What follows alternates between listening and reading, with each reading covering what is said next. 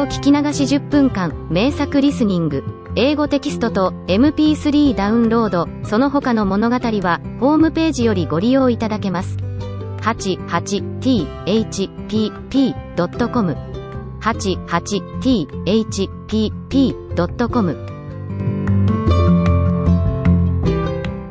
Chapter 5.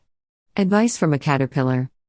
The caterpillar and Alice looked at each other for some time in silence. At last the caterpillar took the hookah out of its mouth, and addressed her in a languid, sleepy voice. "Who are you?" said the caterpillar. This was not an encouraging opening for a conversation. Alice replied, rather shyly, I hardly know, sir, just at present. At least I know who I was when I got up this morning, but I think I must have been changed several times since then. "What do you mean by that?" said the caterpillar sternly. "Explain yourself." "I can't explain myself, I'm afraid, sir," said Alice, "because I'm not myself, you see." "I don't see," said the caterpillar. "I'm afraid I can't put it more clearly," Alice replied very politely, "for I can't understand it myself to begin with, and being so many different sizes in a day is very confusing." "It isn't," said the caterpillar.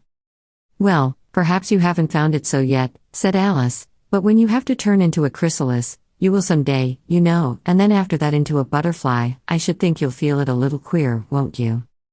"Not a bit," said the caterpillar. "Well, perhaps your feelings may be different," said Alice. "All I know is, it would feel very queer to me." "You," said the caterpillar contemptuously. "Who are you?" Which brought them back again to the beginning of the conversation. Alice felt a little irritated at the caterpillars making such very short remarks, and she drew herself up and said, very gravely, "I think, you ought to tell me who you are, first." "Why?" said the caterpillar. Here was another puzzling question, and as Alice could not think of any good reason, and as the caterpillar seemed to be in a very unpleasant state of mind, she turned away. "Come back," the caterpillar called after her. "I've something important to say." This sounded promising. Certainly, Alice turned and came back again. "Keep your temper," said the caterpillar. "Is that all?" said Alice, swallowing down her anger as well as she could. "No," said the caterpillar. Alice thought she might as well wait, as she had nothing else to do, and perhaps after all it might tell her something worth hearing.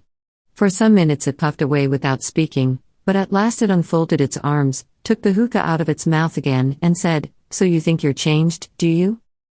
"I'm afraid I am, sir," said Alice. "I can't remember things as I used, and I don't keep the same size for 10 minutes together." "Can't remember what things?" said the caterpillar. "Well, I've tried to say how doth the little busy bee, but it all came different," Alice replied in a very melancholy voice. "Repeat, you are old, Father William," said the caterpillar. Alice folded her hands, and began. "You are old, Father William," the young man said. "And your hair has become very white. And yet you incessantly stand on your head. Do you think, at your age, it is right?" "In my youth," Father William replied to his son, "I feared it might injure the brain. But, now that I'm perfectly sure I have none, why, I do it again and again." "You are old," said the youth, "as I mentioned before, and have grown most uncommonly fat. Yet you turned a back somersault in at the door.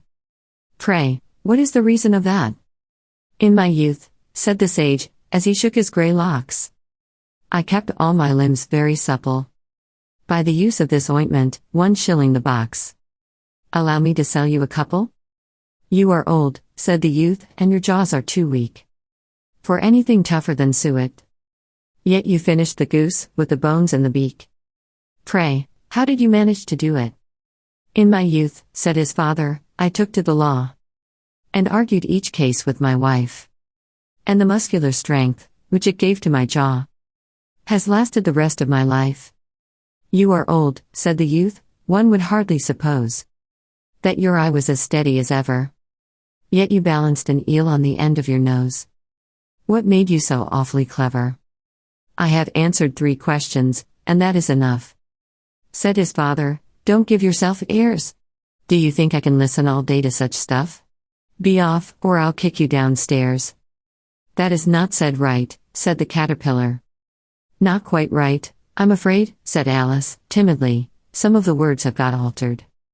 It is wrong from beginning to end, said the caterpillar decidedly, and there was silence for some minutes. The caterpillar was the first to speak. What size do you want to be? It asked. Oh, I'm not particular as to size, Alice hastily replied, only one doesn't like changing so often, you know. I don't know, said the caterpillar. Alice said nothing. She had never been so much contradicted in her life before, and she felt that she was losing her temper. Are you content now? Said the caterpillar. Well, I should like to be a little larger, sir, if you wouldn't mind, said Alice. 3 inches is such a wretched height to be. It is a very good height indeed, said the caterpillar angrily, rearing itself upright as it spoke. It was exactly 3 inches high. But I'm not used to it, pleaded poor Alice in a piteous tone. And she thought of herself, I wish the creatures wouldn't be so easily offended. You'll get used to it in time, said the caterpillar, and it put the hookah into its mouth and began smoking again. This time Alice waited patiently until it chose to speak again. In a minute or two the caterpillar took the hookah out of its mouth and yawned once or twice, and shook itself. Then it got down off the mushroom, and crawled away in the grass, merely remarking as it went, one side will make you grow taller, and the other side will make you grow shorter. One side of what? The other side of what? Thought Alice to herself. Of the mushroom, said the caterpillar, just as if she had asked it aloud, and in another moment it was out of sight. Alice remained looking thoughtfully at the mushroom for a minute, trying to make out which were the 2 sides of it, and as it was perfectly round, she found this a very difficult question. However, at last she stretched her arms round it as far as they would go, and broke off a bit of the edge with each hand. And now which is which? She said to herself, and nibbled a little of the right-hand bit to try the effect. The next moment she felt a violent blow underneath her chin. It had struck her foot. She was a good deal frightened by this very sudden change, but she felt that there was no time to be lost, as she was shrinking rapidly, so she set to work at once to eat some of the other bit.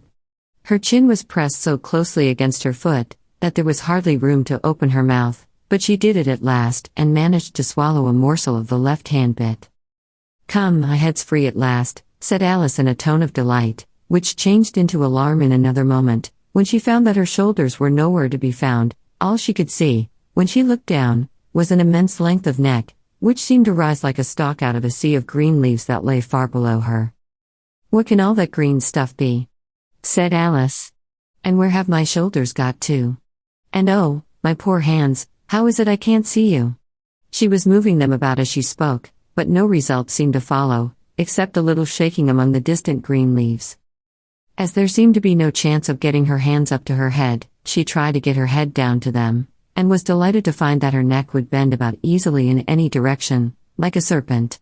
She had just succeeded in curving it down into a graceful zigzag, and was going to dive in among the leaves, which she found to be nothing but the tops of the trees under which she had been wandering, when a sharp hiss made her draw back in a hurry. A large pigeon had flown into her face, and was beating her violently with its wings.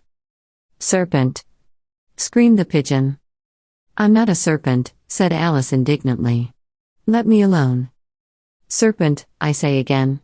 Repeated the pigeon, but in a more subdued tone, and added with a kind of sob, I've tried every way, and nothing seems to suit them. I haven't the least idea what you're talking about, said Alice.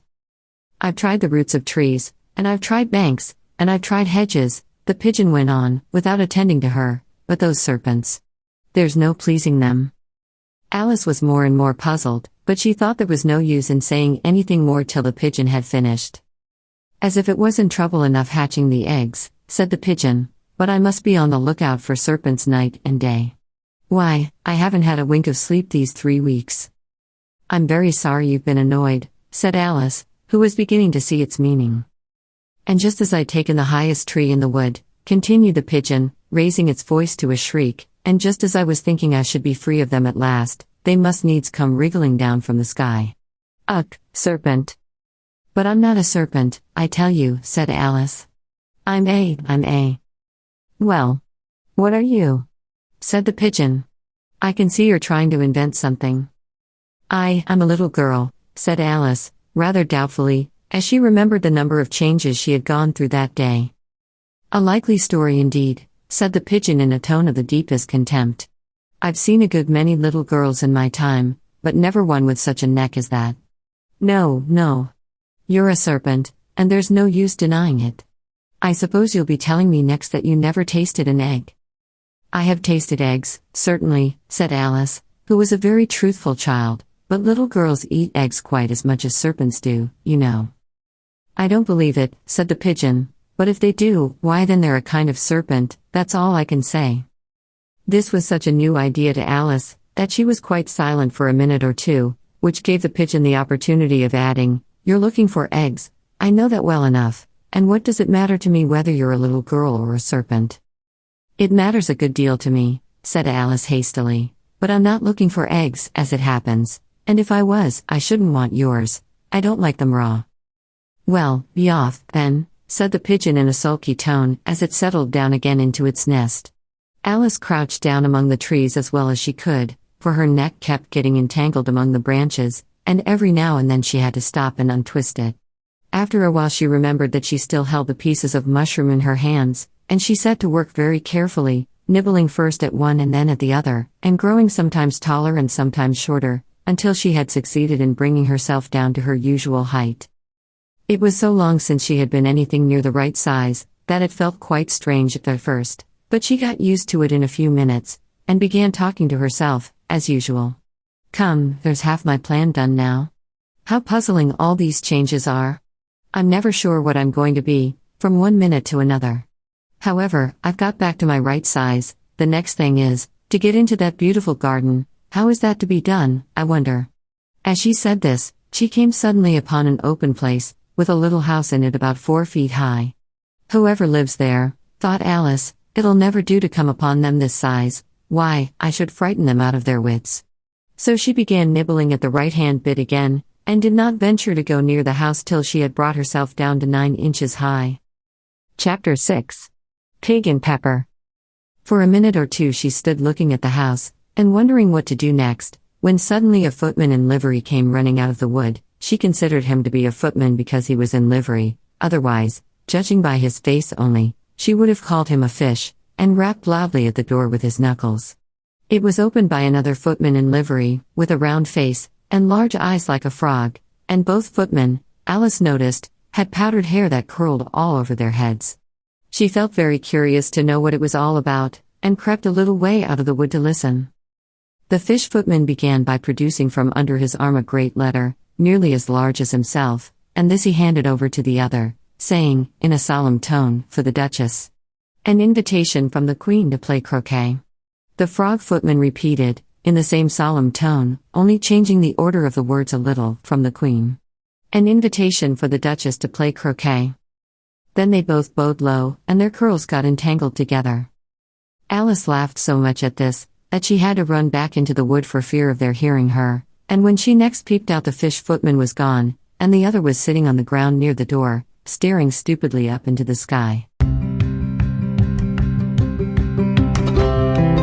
英語聞き流し10分間、名作リスニング。英語テキストと MP3 ダウンロード、その他の物語は、ホームページよりご利用いただけます。